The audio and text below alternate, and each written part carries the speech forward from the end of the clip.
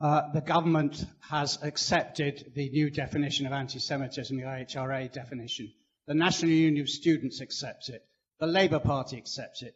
Jeremy Corbyn accepts it. You don't. The definition says that to bracket Jews and Nazis is anti-Semitic. The definition says that to call Israel a racist state is anti-Semitic. Why do you insist on not accepting that definition? At the Labour Party conference, you said you can't find a definition you can work with. That is a definition you can work with. How can you call yourself, Jackie Walker, an anti-racist when you do not accept the most commonly accepted definition of anti-Semitism? And while we're on the subject of the Al Jazeera program, it was pure Viagra for anti-Semites. It was a disgrace. 4 complaints have gone into Ofcom. Let's see what happens. That's the question. How can you call yourself an anti-racist when you don't accept the definition of anti-Semitism? Of course there are definitions I can work with. I like to stick to really simple definitions. I think anti-Semitism is hatred of Jews because they are Jewish. It has nothing to do with the Israeli state. Now I'm going to go on from that, and I'm going to say something really clear. And I'm sure people will be listening to this one. I do not accept your premise that Israel is not a racist state.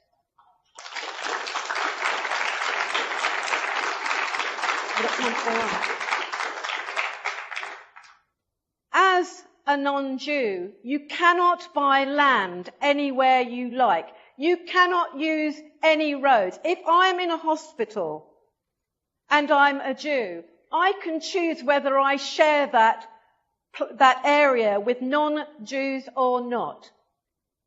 If you look at any definition of racism or apartheid, you might be very well informed on that. I have definitions. I have very good definitions that I can work with. And just because you can give me a big long list of all the people who agree with it, I think this is something that Chomsky is absolutely telling us and saying it clearly.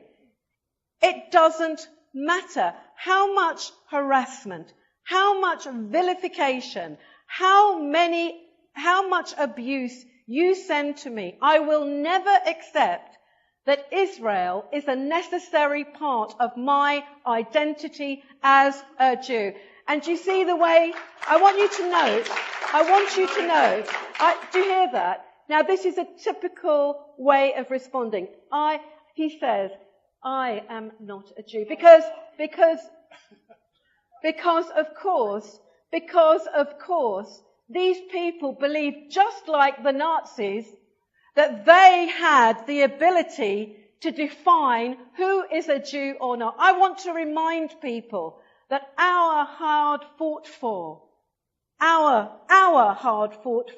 vocabulary of liberation names the person as being the one who claims what their identity is, not a state and not you.